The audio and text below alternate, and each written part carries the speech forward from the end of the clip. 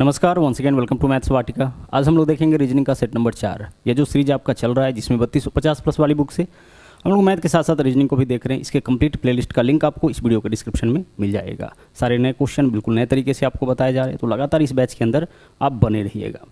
चलिए शुरुआत करते हैं आज के सेशन की। शुरू करने से पहले हम आपको बता दें कि आप प्ले स्टोर से मैथ्स वाटिका 2.0 इस एप्लीकेशन को डाउनलोड करके हमारे साथ पेड बैच में भी जुड़ सकते हैं, जहां पर आपको मिलेगा मैथ और रीजनिंग का फाउंडेशन कोर्स, इसके अलावा एलपी और टेक्नीशियन का बैच, और साथ ही एक स्पेशल बैच है जिसका नाम हमने ब्रह्मास्त्र बैच रखा है। जिस बैच के कंप्लीट बैच का फ़ी आपका 399 है, और उस बैच के अंदर आपको एक मैथ फाउंडेशन बैच का सब्सक्रिप्शन फ्री में मिल जाता है।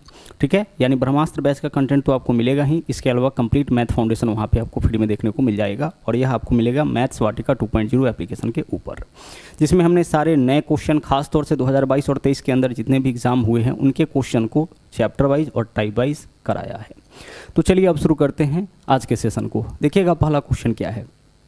यहाँ बोला यह गया है, अब तक ऐसा बहुत सारा क्वेश्चन हम लोग ऑलरेडी देख रखे हैं, और हर सेट में लगभग दो क्वेश्चन आपका ऐसा पूछा जा रहा है।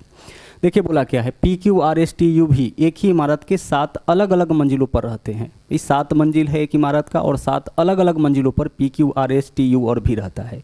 इमारत में सबसे नीचे वाली मंजिल का क्रमांक 1 है, उसके ऊपर वाले का 2, और उसी तरह से सबसे ऊपर वाला जो मंजिल है उसका क्रमांक 7 है। यानी मामला कुछ ऐसा है कि सबसे नीचे वाला जो मंजिल है उसका क्रमांक 1 है, उसके बाद 2, फिर 3, 4, 5, 6 और 7, कुल मिला के कितना मंजिल है इसमें? 7 मंजिल है।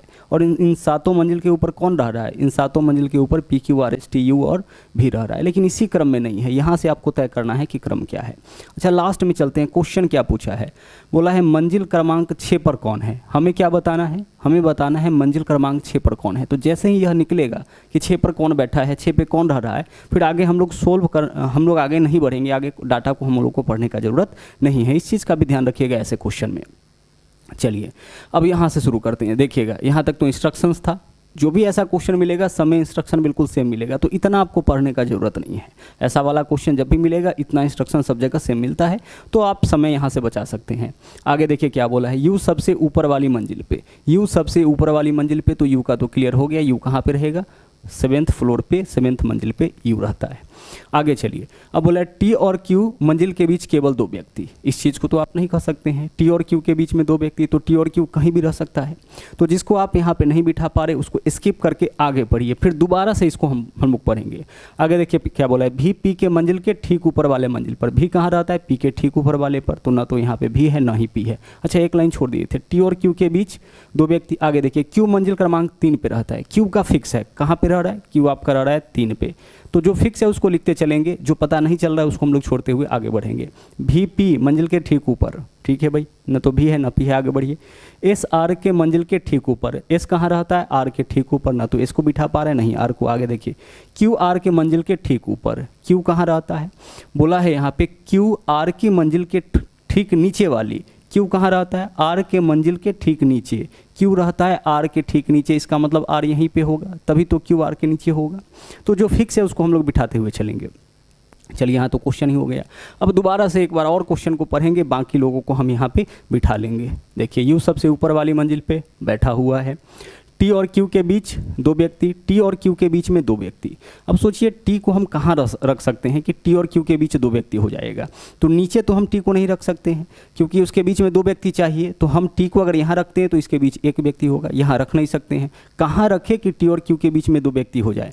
तो अगर हम टी को यहाँ रखते हैं, देख लीजिए टी को अगर हम यहाँ रखते हैं तभी टी और, देखिए तभी टी और किसके बीच? क्यू के बीच कितना व्यक्ति हो जाएगा? 2 व्यक्ति हो जाएगा। तो टी का यह स्थान फिक्स है, अलग कहीं भी हम लोग टी को नहीं रख सकते हैं। और यही इस क्वेश्चन में पूछा गया था कि 6ठे फ्लोर पे कौन रहता है? आंसर हमारा टी हो जाएगा।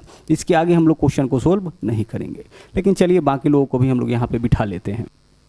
आगे क्यू मंजिल क्रमांक 3 पे रहता है, इसको बिठा चुके हैं। भी पी के मंजिल के ठीक ऊपर वाले। भी कहाँ रहता है? पी के ठीक ऊपर वाले। तो 2 जगह खोजिए।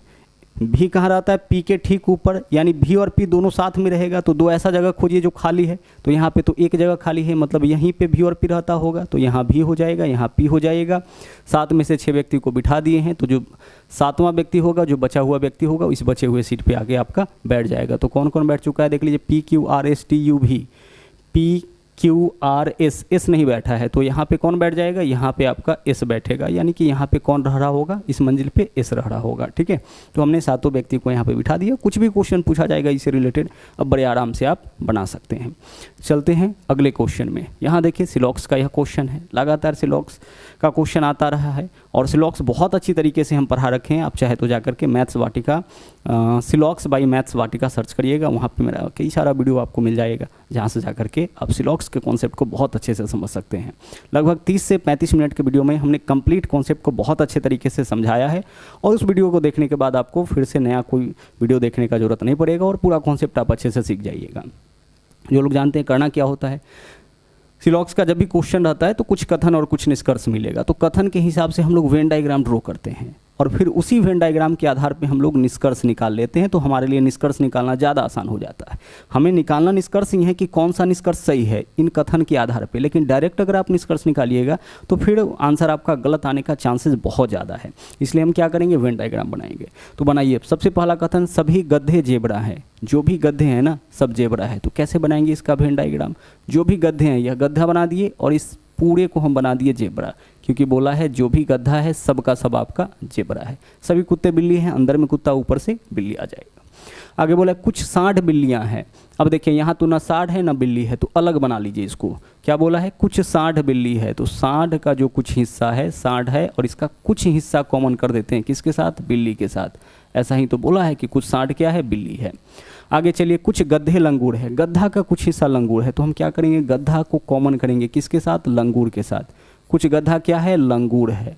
हम यहाँ से भी बना सकते थे, इस तरफ से भी बना सकते हैं, कोई दिक्कत नहीं है, लेकिन गधा को हमें क्या करना था, लंगूर के साथ कॉमन करना था। बस यहाँ जो आपका कथन दे रखा है उसका वेन डायग्राम बन के आपका तैयार हो गया है। ठीक है, अब निष्कर्ष निकालिए। पहला निष्कर्ष देखिए क्या है, इसके आधार पे कुछ जेबरा सांड है, कुछ जेबरा सांड है। देखिए सांड यहाँ पे है, जेबरा यहाँ पे है, दोनों में कोई रिलेशन नहीं है, तो यह आपका क्या हो जाएगा, गलत हो जाएगा। कुछ जेबरा सांड कब होता, जब सांड और जेबरा ऐसे होता कॉमन। तो यहाँ देखिए क्या बोला है, कुछ जेबरा लंगूर है। कुछ जेबरा लंगूर है, देख लीजिए क्या जेबरा का कुछ हिस्सा लंगूर के साथ कॉमन है। हाँ सर बिल्कुल कॉमन है, यही तो जेबरा है, यही तो आपका जेबरा है और इसका कुछ हिस्सा किसके साथ कॉमन है, लंगूर के साथ कॉमन है, यानी कि दूसरा निष्कर्ष आपका सही। तीसरा, कुछ गधे बिल्ली हैं। कुछ गधे बिल्ली, गधा यहाँ है बिल्ली यहाँ है, दोनों अलग अलग है, मतलब कुछ गधा बिल्ली नहीं है, तो तीसरा निष्कर्ष भी आपका गलत है। यानी सही क्या है, केवल निष्कर्ष 2। तो हमारा आंसर क्या हो जाएगा, हमारा आंसर विकल्प बी हो जाएगा, केवल निष्कर्ष 2 का पालन करता है। ठीक है, तो कॉन्सेप्ट बस सिलॉक्स का होना चाहिए, फिर इन क्वेश्चंस को आसानी से आप बना सकते हैं। जो भी क्लासेज अभी चल रहा है उसका PDF आप मैथ्स वाटिका टेलीग्राम चैनल के ऊपर से डाउनलोड कर सकते हैं। बिल्कुल बोर्ड वाला PDF आपको मिल जाएगा, जहाँ से रिवीजन करना आपके लिए बहुत ही आसान हो जाएगा। तो PDF आप डाउनलोड करते रहिएगा। देखिए जो प्रैक्टिस सेशन चल रहा होता है ना, जो सेट प्रैक्टिस चल रहा होता है, इसका बहुत ही ज़्यादा बेनिफिट होता है। इसका एग्जाम टाइम में आपको बहुत ज़्यादा फायदा होगा, इसलिए लगातार सेट प्रैक्टिस आप करते रहिएगा। अगर कंबाइंड सेट हो सके, जैसे मैथ, रीजनिंग, जीके, जीएस सबका कंबाइंड सेट हो सके, तो उसका आप लगातार प्रैक्टिस करते रहिएगा। हर बार नई नई चीज़ों को पढ़ने से, हर बार फाउंडेशन पढ़ने से बेहतर है कि आप क्या करना है, आपको सेट प्रैक्टिस लगातार करते रहना है। ठीक है, चलिए कहने का यह मतलब है कि अगर एक बार फाउंडेशन आपका क्लियर है, सब एक बार आप सिलेबस को समझ रहे हैं, टाइम एंड वर्क समझ रहे हैं, टाइम एंड डिस्टेंस समझ रहे हैं, रीजनिंग के टॉपिक को समझ रहे हैं, ठीक है, उसके बाद आपको क्या करना है, ज़्यादा से ज़्यादा आपको प्रैक्टिस सेट आपको लगाना है, सेट प्रैक्टिस लगाना है, मॉक लगाना है, बहुत ही बेनिफिशियल आपका होता है। चलिए अगला क्वेश्चन देखिए क्या है। यहाँ पे देखिए बोला है 6 लड़कियों ने एक ही सप्ताह के अलग अलग दिन में अपनी बातचीत का एक वीडियो रिकॉर्ड करने का फैसला किया। 6 लड़की है जो अपने बातचीत का वीडियो रिकॉर्ड करती है अलग अलग दिनों में। रविवार विश्राम का दिन है, यानी रविवार के दिन कोई भी रिकॉर्डिंग नहीं होता है। पी ने कहा कि शुक्रवार उसके लिए अनुकूल है। अच्छा, पी कब रिकॉर्ड करता है, पी यहाँ बोला है, देखिए पी बोला है कि पी शुक्रवार के दिन रिकॉर्ड करता है। पी के लिए अनुकूल दिन क्या है, शुक्रवार। आगे बोला है यू प्रक्रिया शुरू करता है और सोमवार को रिकॉर्ड करता है। यू कब रिकॉर्ड करता है, सोमवार को, और यू प्रक्रिया शुरू करता है, यानी सबसे पहला दिन जो होगा रिकॉर्डिंग का वह सोमवार के दिन होगा, क्योंकि यहाँ पे बोल रखा है कि भाई रविवार के दिन रिकॉर्डिंग नहीं होगा, तो शुरुआत कहाँ से करना है, सोमवार से। क्वेश्चन में बोला है यू प्रक्रिया शुरू करेगी और सोमवार के दिन, यानी सोमवार से प्रक्रिया शुरू हो रहा है। तो अगर सोमवार यानी कि मंडे, तो मंडे के बाद अगला जो रिकॉर्डिंग होगा कब होगा, ट्यूसडे। इस तरह से 6 दिन हम लिख देंगे, मंडे, ट्यूसडे, वेडनेसडे, आगे हो गया आपका थर्सडे, ठीक है, फिर फ्राइडे और उसके बाद सैटरडे। यही तो 6 दिन रिकॉर्डिंग हो रहा है। संडे के दिन तो रिकॉर्डिंग आपका होता ही नहीं है, ऐसा बोल रखा है क्वेश्चन में। ठीक है, चलिए आगे। अच्छा, यहाँ पे क्या बोल रखा था पहली लाइन में, पी ने कहा कि शुक्रवार उसके लिए, पी के लिए क्या है, पी के लिए आपका शुक्रवार जो है, पी के लिए शुक्रवार अनुकूल है। फिर आगे, यू प्रक्रिया शुरू करता है और सोमवार के दिन रिकॉर्ड करता है। यू के लिए ही तो ऐसा बनाए थे, यू प्रक्रिया शुरू करता है, पहला दिन यू रिकॉर्ड करता है और इसी क्रम में आगे आपका रिकॉर्डिंग होता है। आगे, एस टी के ठीक पहले वाले दिन रिकॉर्ड करता है, यहाँ न तो एस है न टी है। आगे बढ़िए, क्यू यू और एस दोनों के ठीक मध्य वाले दिन रिकॉर्ड करेगा, क्यू यू और एस। अच्छा, यू और एस के मध्य वाला दिन, तो देखिए यू यहाँ पे है, एस यहाँ पे रखेंगे, तो यू और एस के मध्य में यही बचेगा और यहाँ पे कौन रिकॉर्ड करता है, क्यू। क्या बोला था, क्यू यू और एस के मध्य वाला दिन। तो यू तो पहले से है, अब ऊपर तो है जगह नहीं, ऊपर तो जगह है नहीं, तो कहाँ लेंगे इसको, हम यहाँ लेंगे। और यू और एस के बीच में जगह बनाना है, एक जगह जिस पे हमें किसको लगाना है, क्यू को। तो बोला है क्यू यू और एस के दोनों के ठीक मध्य वाले दिन रिकॉर्ड करेगी। टी ने गुरुवार का चयन किया, टी किस दिन का चयन किया है, गुरुवार का दिन चयन किया है। चलिए, वीडियो रिकॉर्डिंग करने के लिए आर के पास कौन सा दिन, देख लीजिए, यू एस पी सब आ चुका है, बचा कौन, आर, तो बचे हुए दिन में आर। यही पूछा है कि वीडियो रिकॉर्ड करने के लिए आर के पास कौन सा दिन शेष बचता है, तो आर के लिए क्या दिन शेष बच रहा है आपका, सैटरडे, शनिवार। आंसर आपका इस क्वेश्चन का क्या हो जाएगा, विकल्प डी हो जाएगा। जिस वे में बोला है बस हम लोगों को यहाँ पे लिखते हुए चले जाना है, आंसर आपका आ जाएगा। जितना जल्दी आप इन क्रियाओं को कर पाते हैं उतना जल्दी आपका आंसर आएगा।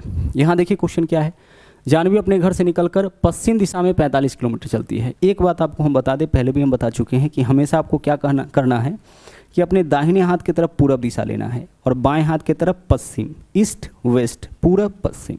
ऊपर में आपको लेना है उत्तर दिशा यानी कि नॉर्थ और नीचे में लेना है दक्षिण दिशा यानी कि साउथ। ठीक है, अब अगर इसके बीच के दिशा को बोला जाए तो इन दोनों के बीच का जो दिशा होगा वो नॉर्थ ईस्ट हो जाएगा, इन दोनों के बीच का जो दिशा होगा वो नॉर्थ वेस्ट हो जाएगा, इन दोनों के बीच का साउथ वेस्ट और इन दोनों के बीच का जो दिशा होगा वो आपका क्या हो जाता है, साउथ ईस्ट हो जाता है। एक बात और यहाँ पर समझना है, ठीक है, एक बात और आपको क्या समझना है कि जब भी आपको दाएँ मुड़ना पड़े, कैसे मुड़ना पड़े, दाएँ मुड़ना पड़े, तो आप ना क्लॉकवाइज मुड़िएगा, घड़ी के दिशा में मुड़िएगा।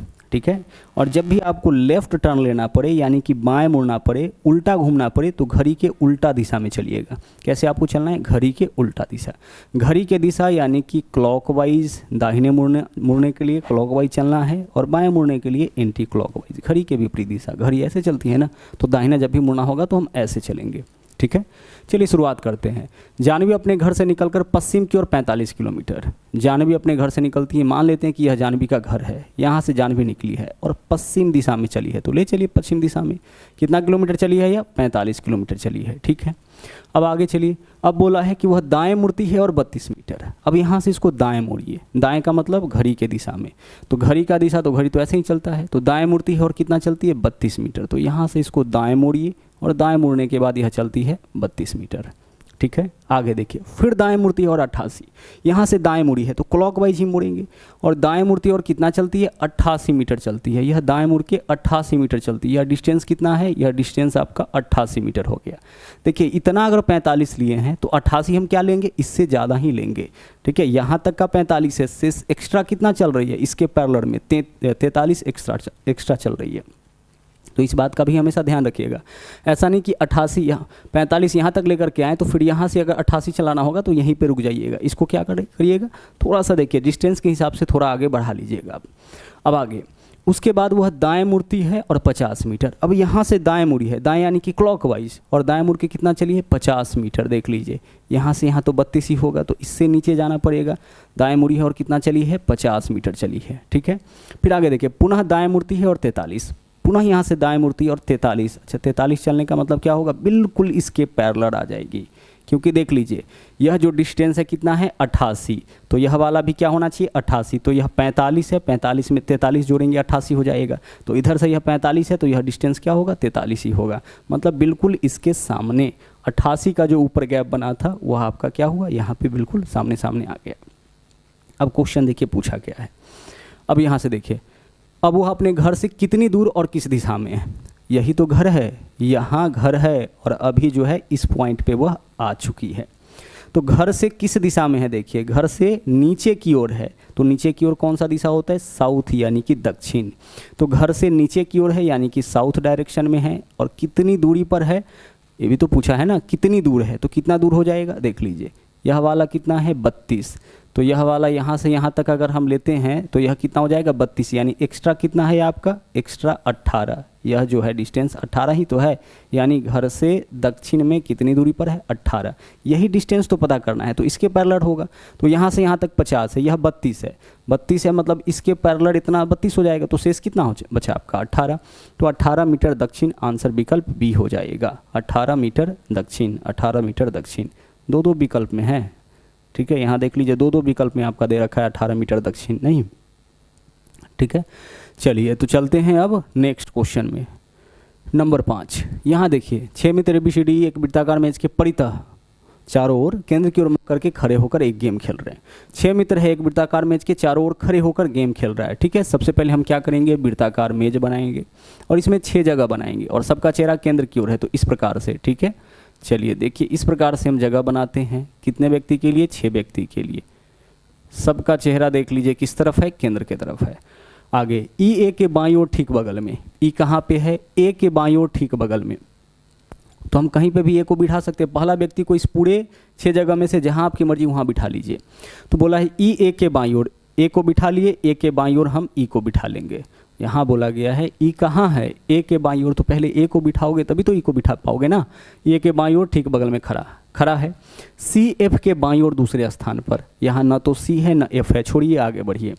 D और A के बीच केवल 2 व्यक्ति, D और A के बीच केवल 2 व्यक्ति। सोचिए तो D को कहाँ रखे कि D और A के बीच केवल 2 व्यक्ति। अगर हम D को यहाँ रखते हैं तो इस तरफ से भी देखिए D और A के बीच 2 व्यक्ति, इस तरफ से भी D और A के बीच 2 व्यक्ति, तो D पक्का आपका यहाँ पे होगा। आगे B A के दाईं ओर ठीक बगल में, B कहाँ है, B A के दाईं ओर ठीक बगल में, यानी कि यहाँ पे B है, A के दाईं ओर ठीक बगल में, ठीक है। चलिए यहाँ तो क्वेश्चन पूछा, अब आगे कुछ छोड़ दिए थे उसको दोबारा से पढ़ लेते हैं। E A के बाईं ओर ठीक बगल में, ठीक है। C F के बाईं ओर दूसरे स्थान पर, C F के बाईं ओर दूसरे स्थान पर। सोचिए हमें क्या करना है, C को बिठाना है F के बाईं ओर दूसरे स्थान पर, तो F को कहाँ बिठाएं कि बाईं ओर दूसरे स्थान पर C बैठ सकता है, तो F को अगर आप यहाँ बिठाते हैं तभी तो F के बाईं ओर पहला दूसरा स्थान यहाँ पे C बैठेगा। अगर आप F को यहाँ बिठाते हैं तो एक सेकेंड रुक जाइएगा, क्या बोला है, C कहाँ है, F के बाईं ओर, F के बाईं ओर पहला दूसरे स्थान पर। अगर आप F को यहाँ बिठाते हैं, C को यहाँ बिठाते हैं तो F के दाईं ओर दूसरे स्थान पर आपका C हो जाएगा, ठीक है। तो F को हमें यहीं पे बिठाना पड़ेगा, तभी F के बाईं ओर दूसरे स्थान पर जगह आपको दिखेगा जहाँ पे हमें C को बिठाना है। क्वेश्चन क्या है, F के दाईं ओर ठीक बगल में, F के दाईं ओर ठीक बगल में देख लीजिए, दायां तरफ तो यही होगा, तो F के दाईं ओर ठीक बगल में कौन है, E, विकल्प A आपका यहाँ पे सही आंसर हो जाएगा, ठीक है। चलिए सिटिंग अरेंजमेंट का बहुत ही बेहतरीन क्वेश्चन था और लगातार इस तरह का क्वेश्चन आपका आते रहता है। बढ़ते हैं अगले क्वेश्चन में। अगला क्वेश्चन देखिए क्या है, अनीता उत्तर दिशा की ओर मुख करके खड़ी है। अनीता का चेहरा किस तरफ है, अभी उत्तर की तरफ है। फिर वो क्या करती है, अनीता का चेहरा अभी उत्तर दिशा में है, नॉर्थ डायरेक्शन में है, ठीक है। चलो भाई कोई दिक्कत नहीं है। अब बोला वह 135 डिग्री वामावर्त, वह क्या करती है, 135 डिग्री वामावर्त, वामावर्त मतलब एंटी क्लॉक वाइज, वामावर्त मतलब घड़ी के विपरीत दिशा में, बाएं कितना चलती है, 135 डिग्री मतलब एंटी क्लॉकवाइज में। और फिर 90 डिग्री दक्षिणावर्त, फिर क्या करती है वो, 90 डिग्री दक्षिणावर्त यानी क्लॉकवाइज यानी घड़ी के दिशा में घूमती है। देखिए 2 बार घूमी है और हमें सिर्फ यह बताना है कि उसका चेहरा किस दिशा में है। तो जब भी यह पता करना हो कि चेहरा किस दिशा में है तो हम डायरेक्ट यहाँ से अपने क्वेश्चन का आंसर निकालेंगे। हम देखेंगे कि किस दिशा में कितना डिग्री वह कितना बार घूमी है। तो एक बार 135 डिग्री वामावर्त यानी घड़ी के विपरीत दिशा एंटी क्लॉकवाइज, और एक बार 90 डिग्री घड़ी के दिशा में। हम क्या करेंगे, इस दोनों का डिफरेंस देखेंगे। तो 135 में से 90 घटाइए, कितना हो जाएगा, 45। 45 डिग्री किस फॉर्म में लिखे, एंटी क्लॉक की क्लॉकवाइज, तो बड़ा वैल्यू कौन सा है, एंटी क्लॉकवाइज। तो 45 डिग्री एंटी क्लॉकवाइज में आप घुमाइए, आंसर आपका निकल जाएगा। कहाँ से घुमा ले, तो अभी इसका चेहरा नॉर्थ में है, नॉर्थ यानी कि ऊपर की ओर है। अब इसका चेहरा किस तरफ है, ऊपर की ओर है। इसमें हमें यहाँ से हमें घुमाना है 45 डिग्री एंटी क्लॉकवाइज। तो देखिए यहाँ से अगर हम घुमाते हैं, देख लीजिए 90 डिग्री घुमाते हैं एंटी क्लॉकवाइज घड़ी के विपरीत दिशा, तो यह कौन सा दिशा हो जाएगा, वेस्ट हो जाएगा। अभी कौन से दिशा में है इसका चेहरा, उत्तर दिशा में। हमें उसको 90 डिग्री नहीं घुमाना है, क्या करना है हमको 45 डिग्री ही घुमाना है। तो हम क्या करेंगे, इसके बीच में ही घुमाएंगे। तो इसके बीच में कौन सा दिशा होगा, यह तो उत्तर दिशा है और यह पश्चिम दिशा है, तो उत्तर और पश्चिम के बीच में उत्तर पश्चिम, यानी विकल्प ए आंसर हो जाएगा। ठीक है, उत्तर और पश्चिम के बीच का दिशा क्या होगा, उत्तर पश्चिम। तो अभी इसका चेहरा उत्तर पश्चिम में हो जाएगा। आगे चलिए, यहाँ देखिए नंबर 7 क्वेश्चन देखिए क्या है। क्वेश्चन नंबर 7 जो है वह आपका यह मैथमेटिकल क्वेश्चन है। ठीक है, और यह क्वेश्चन आपका प्रोपोर्शन का है, 9:12 समानुपात 12:1। समानुपात के केस में हम क्या करते हैं कि दोनों बाहर वाले वैल्यू का गुना एक साथ करते हैं, बराबर दोनों भीतर वाले वैल्यू का गुना एक साथ। तो यहाँ 9 गुना x यानी क्या लिखेंगे हम, 9x लिखेंगे, बराबर आगे क्या है 12 गुने 12 यानी कि 144। सोल्व करिए, 9 से काटिएगा, 9 गुना में इधर आएगा तो भाग में, 144 को काटिएगा कितना बार में कटेगा, 16 बार में। तो x का वैल्यू 16 आ गया। यहाँ से चलिए इससे हम लोग y का मान निकाल लेंगे। तो भीतर वाला दोनों का गुना एक साथ और बाहर वाला दोनों का गुना एक साथ। तो 28 में y से गुना करेंगे कितना हो जाएगा, 28y हो जाएगा। और बराबर दोनों भीतर वाला का गुना एक साथ होगा, तो 42 गुने 42 हम लिख देते हैं। ठीक है, काटिए इस वैल्यू को, 28 गुना में है, इधर आएगा तो भाग में, तो काटिए 14, 14 दूना 28, 14 तिया 42 और 2 से काटेंगे इसको कितना हो जाएगा 21। तो 21 गुना 3 63, y का वैल्यू आपका आ गया 63। x और y दोनों का वैल्यू आप निकाल लिए। अब हमें क्या बताना है, हमें बताना है 2x प्लस y का मान। तो भाई x का मान कितना है, x का मान 16 निकाले हैं, तो 2x का मान 16 दूना 32 हो जाएगा, प्लस y का मान कितना निकाले हैं 63।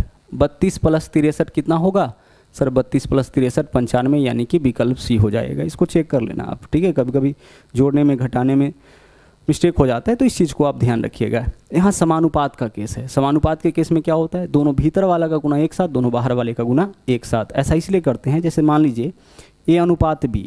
अब यहाँ समानुपात के जगह हम बराबर भी दे सकते हैं, c अनुपात d लिखा हुआ है। इसका मतलब क्या है, इसका मतलब है कि a बट्टा b बराबर c बट्टा d। अब अगर ऐसे है तो देखिए क्रॉस मल्टीप्लाई होता है, तो ad बराबर क्या हो जाएगा bc। अब ad बराबर bc, इसका मतलब दोनों भीतर वाला का गुना एक साथ और दोनों बाहर वाला का गुना एक साथ हो गया। ठीक है, चलिए तो अभी आपने क्वेश्चन नंबर 7 को सोल्व किया। जनरली ऐसा क्वेश्चन मैथ के अंदर आता है, लेकिन यहाँ रीजनिंग में दे दिया है।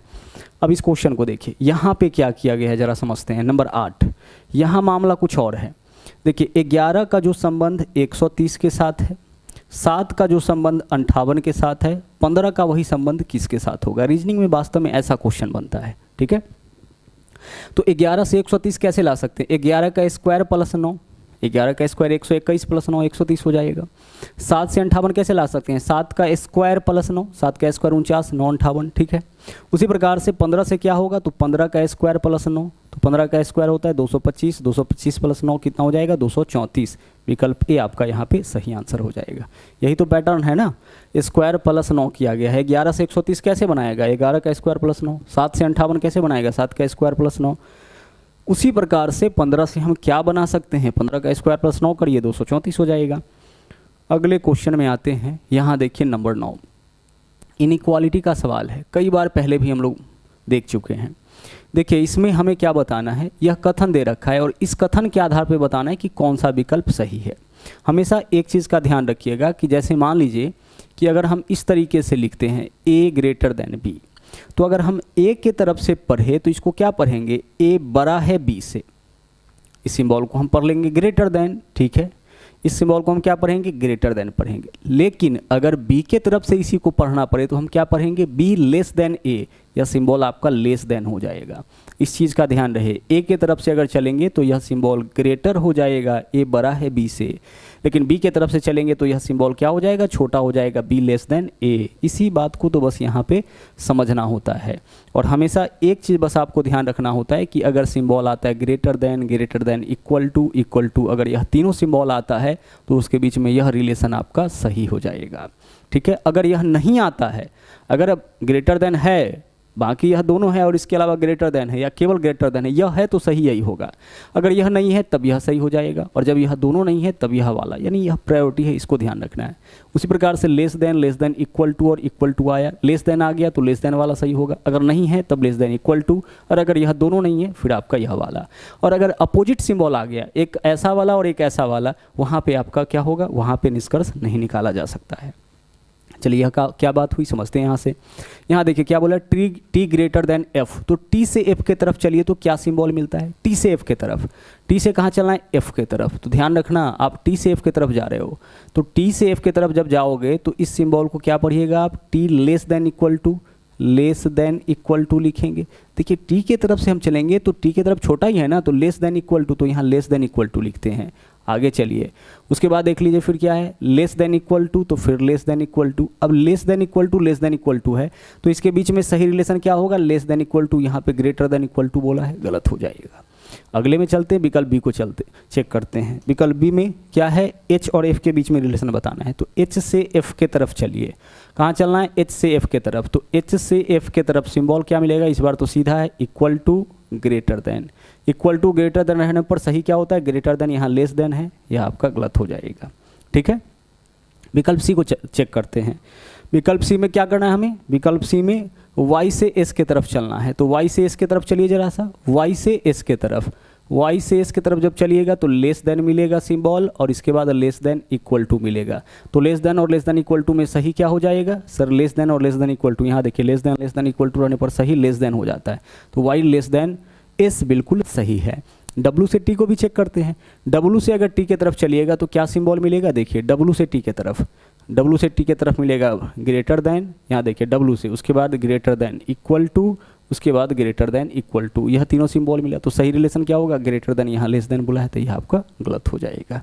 ठीक है, अगर इनइक्वालिटी आप नहीं समझ पा रहे हैं तो हम इनइक्वालिटी भी बहुत अच्छे से पढ़ा रखे हैं। इस वीडियो के डिस्क्रिप्शन में उसका लिंक भी आपको मिल जाएगा, जहां से जाकर के 15 से 20 मिनट में कंप्लीट इनइक्वालिटी हम बहुत अच्छे से समझा रखे हैं, तो वहां से जाकर के उस वीडियो को आप देख सकते हैं। नंबर 10, यहाँ देखिए यह क्वेश्चन तो बहुत ही सिंपल है, आसानी से आप बना सकते हैं, कोई दिक्कत है नहीं। चिन्ह को बदलना है, बोर्ड मास के हिसाब से आपको अपना काम कर लेना है। बोला क्या है, प्लस का अर्थ है भाग, भाई जहाँ प्लस है वहाँ पे आप भाग कर दो। ठीक है, जहाँ प्लस है वहाँ पे क्या कर दोगे, आप भाग कर दोगे। ठीक है, चलिए तो हम क्या करते हैं, हम ऐसा करते हैं, जहाँ जो सिंबल है उसको लिखते हुए पहले चलते हैं। यहाँ देखिए सबसे पहले 23 नंबर लिखते हैं, उसके बाद क्या, गुना।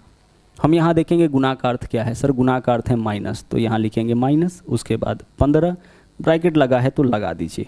अब चिन्ह क्या मिला, माइनस, तो हम देखेंगे माइनस का अर्थ क्या है, तो माइनस का अर्थ है प्लस, तो प्लस लिखिए, फिर ब्रैकेट है तो ब्रैकेट, नंबर है तो नंबर, उसके बाद भाग। भाग का अर्थ देखिए क्या है सर, यहाँ पे बोला है भाग का अर्थ गुना, तो जहाँ भाग है वहाँ गुना लिखिए, तो 1 गुना 4, बस देख के सिंबल आप लगाते जाइएगा।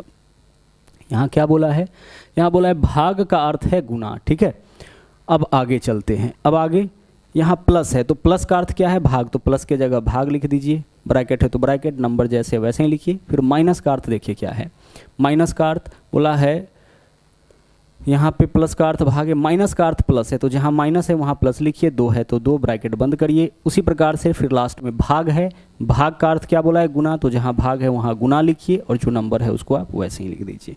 जिसका जो मतलब बोला है बस उसके जगह पर उस चिन्ह को आपको लिखते हुए चले जाना है। अब इसका जो कैलकुलेशन होगा देखिए, यहाँ पे ब्रैकेट आपका बंद था, इस प्रकार से हमें एक चीज़ पता है कि पहले हम लोग ब्रैकेट का क्रिया करते हैं, ब्रैकेट में से भी पहले स्मॉल ब्रैकेट का क्रिया। तो देखिए 23 में से 15 माइनस करिए, कितना हो जाएगा 8, और इधर देख लीजिए क्या है, 1 गुना 4 कितना होगा 4, तो 4 + 8 12, इधर वैल्यू आपका आ चुका है 12। ठीक है, इधर वैल्यू आपका कितना आ चुका है 12, यह वैल्यू आपका इस पूरे का वैल्यू है 12। ठीक है, और आगे है भाग, 2 और 2 4, तो 12, पहले ब्रैकेट का क्रिया तो 4 हो जाएगा, तो 12 भागा 4 कितना हो जाएगा 3, और इस पूरे में 2 से गुना करना है, तो 3 दूना 6। कितना सिंपल सा कॉन्सेप्ट है। देखिए 23 में से 15 माइनस करेंगे 8, 4 एकम 4, 8 और 4 12। अब इस 12 में कितना से भाग करना है 4 से, तो 3 हो जाएगा, और इस 3 में इस पूरे में गुना करना है, ब्रैकेट के बाहर 2 है, इस पूरे का वैल्यू निकाले 3 आया, 3 में 2 से गुना करना है, आंसर आपका 6 हो जाएगा। अगला क्वेश्चन देखिए, यह भी बहुत बेहतरीन क्वेश्चन है, कथन और धारणा से है। ठीक है, स्टेटमेंट और एजप्शन। इसमें क्या करना होता है कि कथन को अच्छे से पढ़ना होता है, और हमें यह पता करना होता है कि इन दोनों में से कौन सा अवधारणा है, कौन सा एजेप्शन है जो इसके अंदर अंतर्निहित है। अच्छे से पढ़ना है और फिर यह देखना है कि कौन सा धारणा इसके अंदर अंतर्निहित है। तो आइए पढ़ते हैं। बोला है निबंध लेखन एक कला है। ठीक है भाई, एक अच्छा निबंध लिखने में, इस बात को थोड़ा ध्यान से देखिएगा, निबंध लिखना और अच्छा निबंध लिखना दोनों दो अलग अलग बात है। यहाँ क्या बोला है, एक अच्छा निबंध लिखने में सक्षम होने के लिए विषय के समझ के साथ साथ भाषा पर भी पकड़ होना आवश्यक है। देखो भाई क्या बोला गया है कि एक अच्छा निबंध लिखने के लिए भाषा, विषय की समझ के साथ साथ भाषा पर भी पकड़ होना चाहिए, यानी विषय का भी समझ होना चाहिए और भाषा पर भी पकड़ होना चाहिए, तभी जा कर के एक अच्छा निबंध आप लिख सकते हो। कोई भी व्यक्ति एक अच्छा निबंध तभी लिख पाएगा जब उसको भाषा, विषय पर पकड़ होने के साथ साथ भाषा पर भी पकड़ होना चाहिए, विषय पर समझ होने के साथ साथ भाषा पर भी पकड़ होना चाहिए। और अवधारणा एक देखिए क्या बोला है, विषय पर पूर्ण निपुणता के बिना निबंध नहीं लिखा जा सकता। भाई विषय पर पूर्ण निपुणता के बिना निबंध नहीं लिखा जा सकता, यह बात तो गलत हो जाएगा। हाँ, यहाँ बोलता अच्छा निबंध नहीं लिखा जा सकता, तब यह बात सही हो जाता। अच्छा निबंध कौन लिख सकता है? अच्छा निबंध वही लिख सकता है जिसको विषय का समझ हो, विषय की निपुणता हो। लेकिन यहाँ क्या बोला है, विषय पर पूर्ण निपुणता के बिना निबंध नहीं लिखा जा सकता। तो निबंध तो कोई भी लिख सकता है, निबंध तो लिख सकता है कोई, जिसको विषय पर पकड़ नहीं होगा वह भी निबंध लिख सकता है, लेकिन अच्छा निबंध नहीं लिखेगा। तो यहाँ देखिए क्या बोला था, अच्छा निबंध वह लिखेगा जिसको विषय का समझ हो। यहाँ बोला विषय की पूर्ण निपुणता के बिना निबंध नहीं लिखा जा सकता। निबंध लिखा जा सकता है, अच्छा निबंध नहीं लिखा जा सकता है। तो यह बात क्या हो जाएगा, गलत। दूसरा, भाषा पर अच्छी पकड़ वाला कोई भी व्यक्ति अच्छा निबंध लिख सकता है? नहीं, भाषा पर केवल पकड़ होने से काम नहीं चलेगा। अच्छा निबंध देख लीजिए, अच्छा निबंध कब लिख सकता है, जब भाषा पर पकड़ होने के साथ साथ विषय पर भी, विषय की भी अच्छी समझ हो। तो ना तो एक ना ही दो, ना तो एक ना तो धारणा एक और ना ही धारणा दो अंतर्निहित है। तो विकल्प ए आपका यहाँ पे सही आंसर हो जाएगा। अच्छे से आप इसको देख सकते हैं, कॉन्सेप्ट को समझ सकते हैं। ठीक है, चलिए बढ़ते हैं अगले क्वेश्चन में। अगला देखिए नंबर 12। यहाँ पे हमें इस सीरीज को कंप्लीट करना है और कंप्लीट करने के लिए हम क्या करेंगे, इधर से ही इंस्ट्रक्शन लेंगे।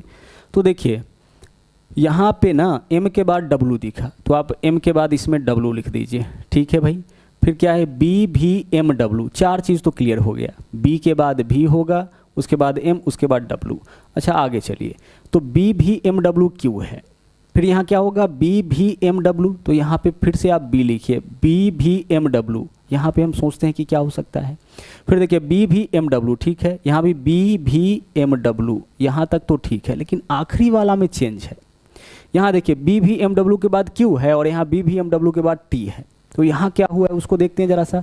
बाकी का चार लेटर हर जगह सेम है, लेकिन आखिरी में क्या किया है, तो यहाँ क्यू है, तो क्यू से कैसे बढ़ाया होगा टी तक। देखिए क्यू आर एस टी, हाँ ऐसे बढ़ाया है। यहाँ आखिरी में क्यू, यहाँ आर, यहाँ एस और यहाँ टी, यानी सीरीज क्या बनाया है, बी भी एम डब्ल्यू क्यू, बी भी एम डब्ल्यू आर, बी भी एम डब्ल्यू एस, बी भी एम डब्ल्यू टी।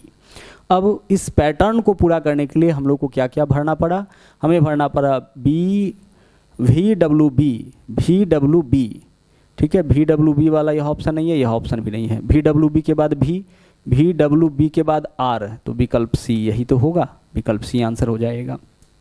आगे क्वेश्चन देखिए क्या बोला है, यदि शब्द डायरेक्ट के सभी अक्षरों को वर्णानुक्रम में व्यवस्थित किया जाए, यानी अल्फ़ाबेटिकल तरीके से व्यवस्थित किया जाए, तो कितने अक्षर अपरिवर्तित रहेंगे। देखिए जो डायरेक्ट शब्द है ना, इसके सभी लेटर को अंग्रेजी वर्णमाला के अनुसार इसको अरेंज करना है, यानी अंग्रेजी अल्फ़ाबेट में जो जैसे आता है उस अनुसार।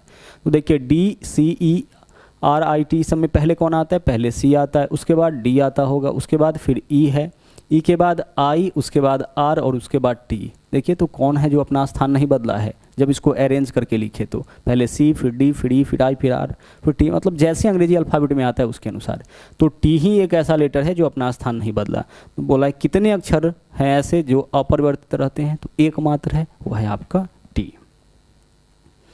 अगला क्वेश्चन देखिए, फिर से देखिए यहाँ पे इक्वेशन को हमें क्या करना है, दो ऐसे नंबर को चेंज करना है जिससे यह इक्वेशन सेटिस्फाई हो जाए। तो हम बारी बारी से सभी नंबर को रख के देखेंगे, ठीक है। बारी बारी से सभी नंबर को हम चेंज करके देखेंगे। तो आप विकल्प सी लीजिए, विकल्प सी 6 और 9 को आपस में बदल के देखिए, तो यहाँ नंबर को चेंज करना है। ऐसा कौन सा 2 नंबर है जिसको चेंज करने पर इस इक्वेशन का वैल्यू 59 आ जाएगा? तो 6 और 9 को चेंज करके देखिए, आ जाएगा। जैसे देखिए 7 गुना 8 है ना, 7 गुना कितना है 8 है, ठीक है, प्लस 9 की जगह बस क्या कर लेना है 6 लिख देना है, माइनस 6 की जगह क्या लिखना है 9 भागा 3 करके देखिए इसका वैल्यू 59 आता है कि नहीं। तो पहले भाग का क्रिया, तो 9 में 3 से भाग करेंगे 6 हो जाएगा, 7 8 56, 6 62 में से 3 माइनस करिएगा 59, LHS बराबर RHS हो जाता है। ऑप्शन को रख रख के चेक करना होगा, 8 और 9 को भी पहले रखेंगे, 3 6 को भी रखेंगे, सारे ऑप्शन को आपको रख के देखना पड़ेगा, ठीक है। तो विकल्प सी रखने पर क्या हो रहा है, यह इक्वेशन सेटिस्फाई हो जा रहा है। अगला क्वेश्चन में चलिए, नंबर 15। यहाँ क्या बोला है, 30 व्यक्ति उत्तर की ओर मुख करके एक पंक्ति में खड़े हैं।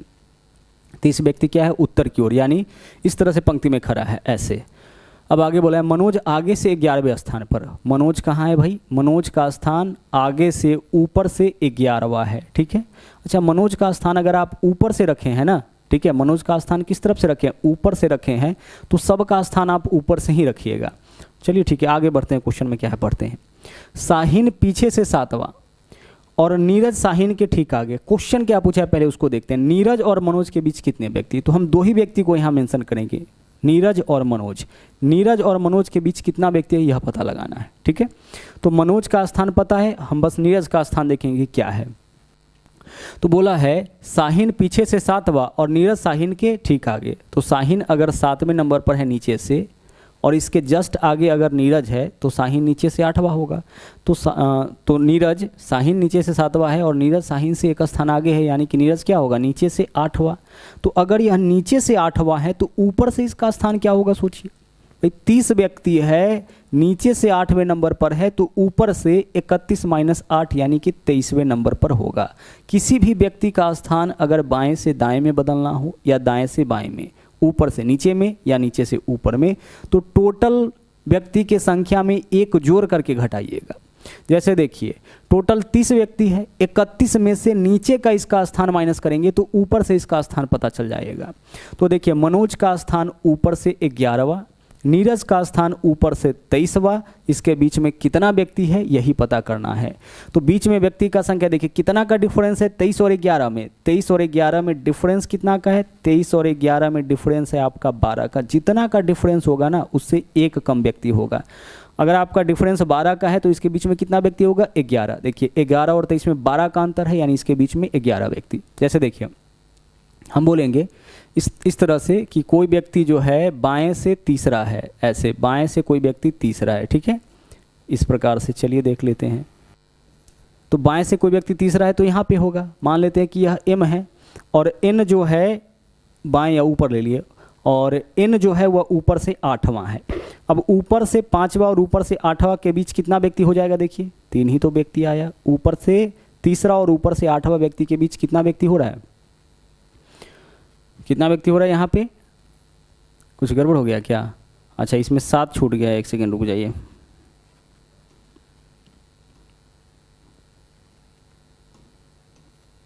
छः है ना, चलिए 7 और 8। हम कहना क्या चाह रहे हैं समझिएगा। हमने यहाँ पे कहा कि नीरज आपका यहाँ पे है, ठीक है, आगे भी होगा, 9 10 नंबर छोड़ दीजिए। ऊपर से तीसरे नंबर पर M है और ऊपर से 8वें नंबर पर N है। हमें यह बताना है इसके बीच में कितना व्यक्ति, तो जरा देख के बताइए कितना व्यक्ति, 1 2 3 4 व्यक्ति हो जाएगा। अंतर देखिए तीसरा और 8वां में अंतर कितना का, 5 का, तो जितना का अंतर होगा उससे 1 कम व्यक्ति। तो वही कॉन्सेप्ट यहाँ पे यूज किए। मनोज ऊपर से 11वां, नीरज ऊपर से 23वां, इसके बीच में जितना का डिफरेंस होगा उससे 1 कम। तो 11 23 में 12 का डिफरेंस, यानी 11 व्यक्ति आपका हो जाएगा। तो हमेशा ऐसे क्वेश्चन में क्या करना है, जब भी आपसे पूछा जाए कि बीच में कितना व्यक्ति, तो दोनों व्यक्ति का पोजीशन एक ही तरफ से निकालिएगा, या तो बाएं से या दाएं से या ऊपर से या नीचे से। हम ऐसे भी कर सकते थे। मनोज का स्थान, इसका स्थान अगर नीचे से पता है तो मनोज का भी स्थान नीचे से निकाल लेते। कैसे निकलता, 31 में से 11 माइनस करेंगे, वहाँ से निकलता है ना। 31 में से 11 माइनस करिए, 31 - 11 देख लीजिए, इसका नीचे से स्थान 20, इसका नीचे से स्थान 8, इसका नीचे से स्थान 20, डिफरेंस 12 का, व्यक्ति कितना हो जाएगा, व्यक्ति आपका 11 हो जाएगा। बढ़ते हैं अगले क्वेश्चन में। यहाँ देखिए बोला है कि नीचे दी गई 5 3 अंकीय संख्याओं पर आधारित यदि प्रत्येक संख्या के पहले अंक में 5 जोड़ दिया जाए तो कितनी संख्याओं का पहला अंक दूसरे अंक से पूर्णतः विभाज्य हो जाएगा। जितना भी यहाँ संख्या देख रहे हैं ना, बोला है सबके पहले अंक में 5 जोड़िए, सबके पहले अंक में 5 जोड़िए। 158 है, 5 जोड़िएगा कितना हो जाएगा, यह 658।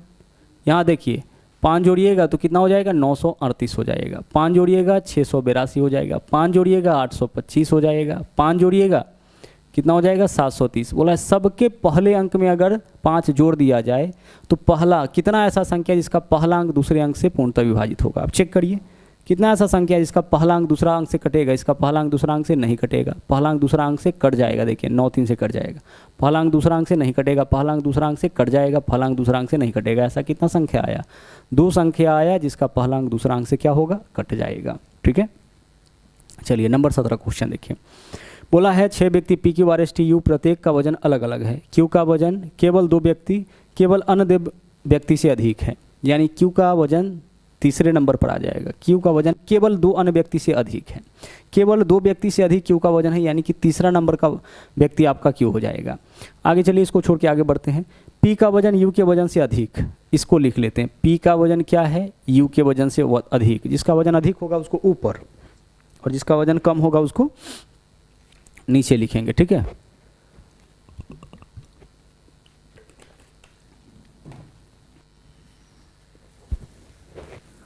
इसका वजन अधिक होगा उसको क्या करना है, ऊपर लिखना है, और जिसका वजन कम होगा उसको नीचे लिखना है। आगे एस का वजन क्यू के वजन से अधिक, भाई एस का वजन क्यू के वजन से अधिक। फिर क्या बोले, आर का वजन टी के वजन से कम। आर का वजन क्या है, आर का वजन जो है वह टी के वजन से कम है। सब अलग अलग आया है, अभी तक कोई सेट हुआ नहीं है। आर का वजन टी के वजन से कम, क्यू का वजन टी के वजन से अधिक। अब यह सब जहाँ जाएगा पेयर में जाएगा, पी यू के साथ, एस क्यू के साथ, टी आर के साथ।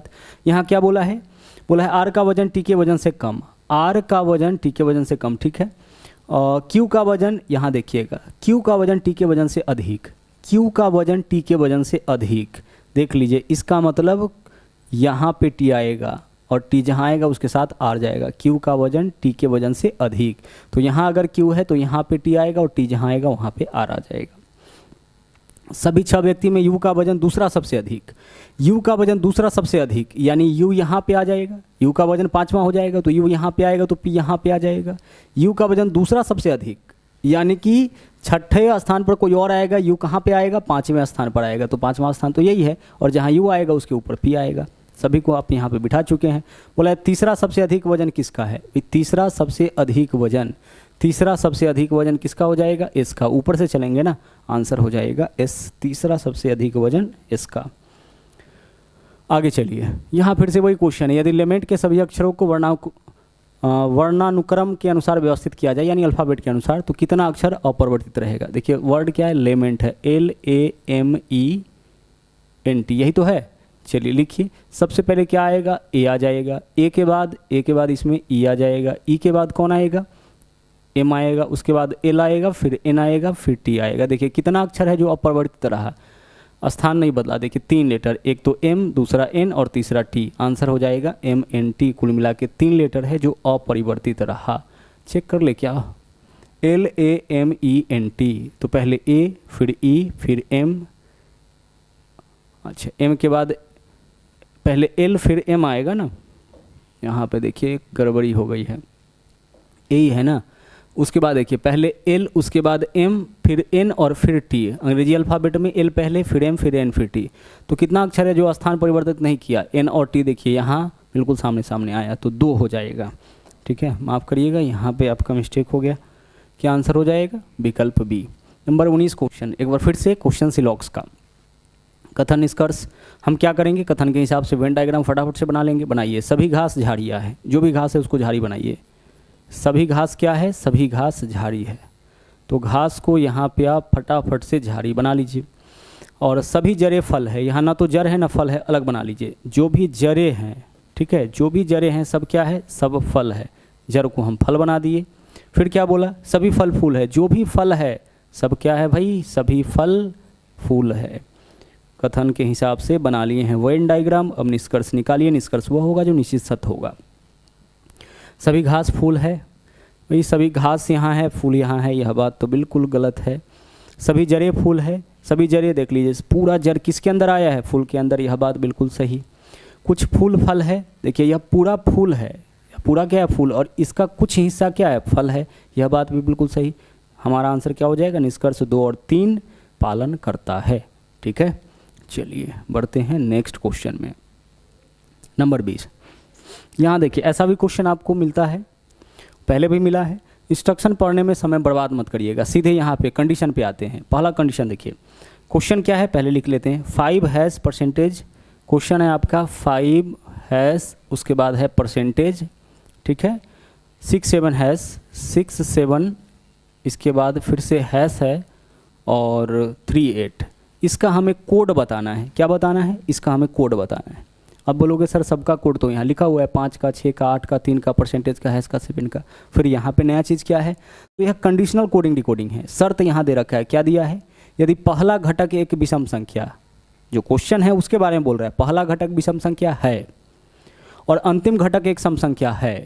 भाई पहला घटक सम संख्या, अंतिम घटक विषम संख्या है, तो बोला क्या, अगर ऐसा है तो इन दोनों के कोड को आपस में बदलिए, यानी इन दोनों के कोड को आपस में बदल लीजिए। क्या करना है आपको, जो 5 का कोड है ना, 5 का कोड देखिए क्या है, U, 5 का कोड U है, और 8 का कोड क्या है, 8 का कोड है C, इसको आपस में बदल लेना है।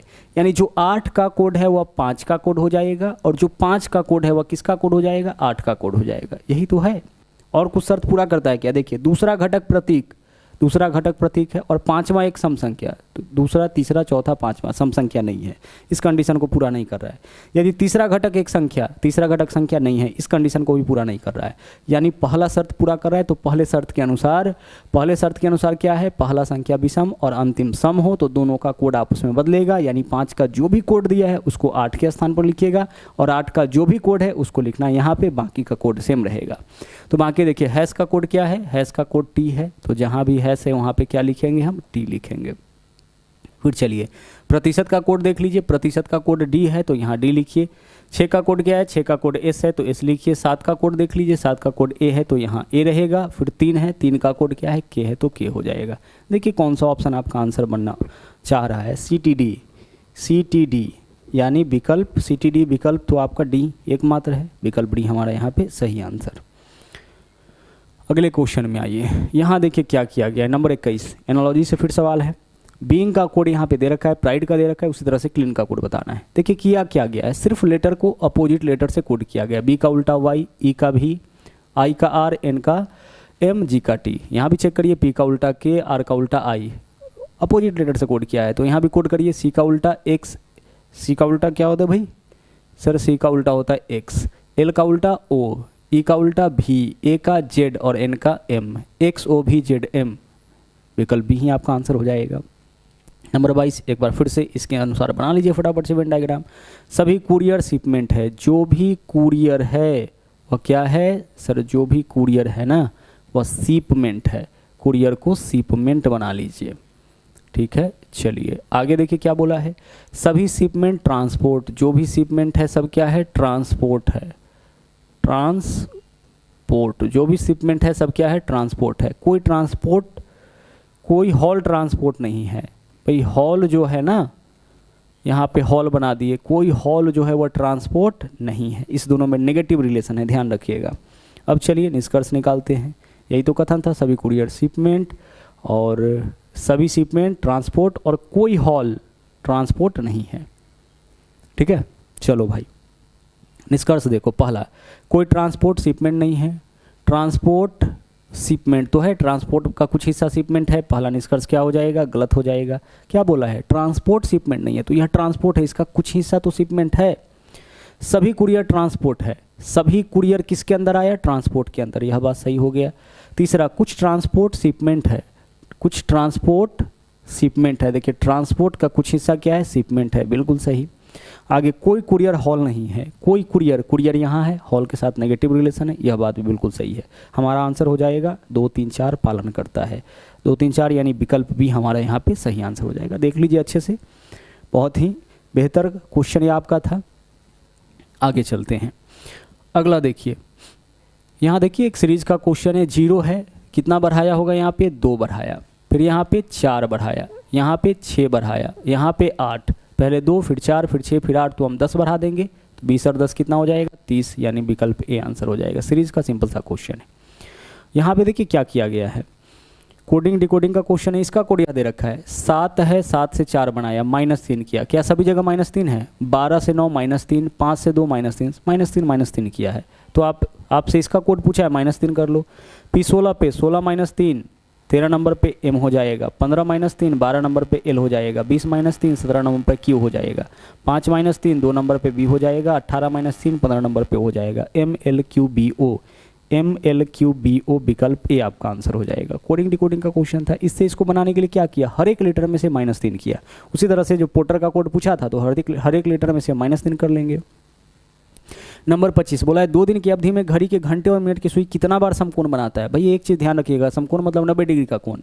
तो घड़ी का जो सुई होता है वो प्रत्येक घंटे में, यानी 1 घंटे में ना 2 बार समकोण बनाता है। कितना बार बनाएगा, 2 बार समकोण, यानी 2 बार 90 डिग्री का कोण बनाता है।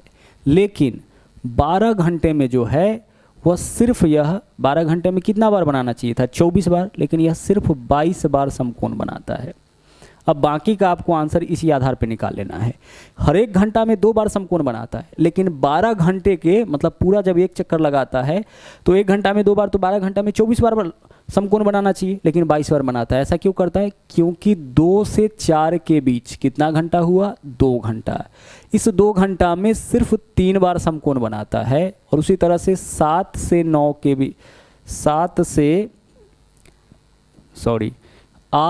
10 के बीच इस 2 घंटा में यहाँ भी 4 बार समकोण बनाना चाहिए, यहाँ भी 3 बार बनाता है। तो इस वजह से क्या होता है कि 2 माइनस हो जा रहा है। 12 घंटा में कितना माइनस हो जा रहा है, 2 माइनस हो जा रहा है। 24 बार बनाना चाहिए था, मात्र 22 बार बनाता है। अब आपको क्या करना है, इसी बेसिस पर आगे जो भी पूछा जाए उसका आंसर निकालना है। हमें क्या बताना है, 2 दिन की अवधि में, 2 दिन की अवधि मतलब कितना घंटा सर, 2 दिन मतलब 48 घंटा। तो 48 घंटा में कितना बार समकोण बनाएगा, तो 12 घंटा में 22 बार समकोण बनाता है। तो 12 चौके 48 में 22 चौके 88 बार समकोण बना लेगा। बस सिंपल सा ये आपका क्वेश्चन हो गया 88 बार। और इस तरह का क्वेश्चन पूछा जाता है, अक्सर देखने को मिलता है। ठीक है, चलिए बढ़ते हैं नेक्स्ट में। यहाँ देखिए बोला है 8 मित्र कृति, दुर्गा, मानसी, सूर्या, ताहिरा, वृत्ति, आहना, योशिता एक वर्गाकार मेज के चारों ओर इस प्रकार से बैठे हैं कि 4 मित्र मेज के कोनों पर, जबकि अन्य 4 मेज के भुजाओं के ठीक मध्य। 8 मित्र को हमें बिठाना है, 8 व्यक्ति को हमें बिठाना है। किस प्रकार से, एक वर्गाकार मेज पे। बैठा कैसे है, 4 मित्र है कोना पे बैठा हुआ इस तरह से, ठीक है।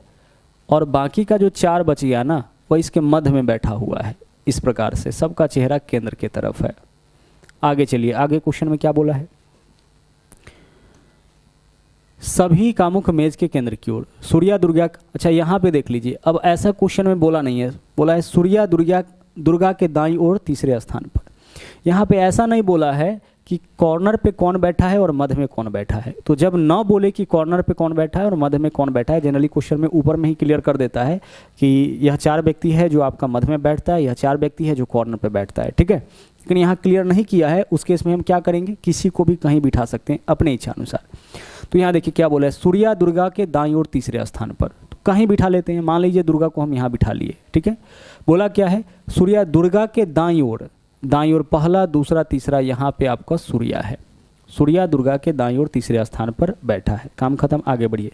कृति और दुर्गा के बीच केवल ताहिरा, कृति और दुर्गा के बीच केवल ताहिरा, तो कृति यहाँ भी आ सकती है, कृति यहाँ भी आ सकती है। अगर कृति को यहाँ रखेंगे फिर भी कृति और दुर्गा के बीच ताहिरा आ सकती है। हम कृति को यहाँ भी रखेंगे तो कृति और दुर्गा के बीच ताहिरा आ सकती है। तो इस लाइन को हम लोग छोड़ करके आगे बढ़ रहे हैं, ठीक है।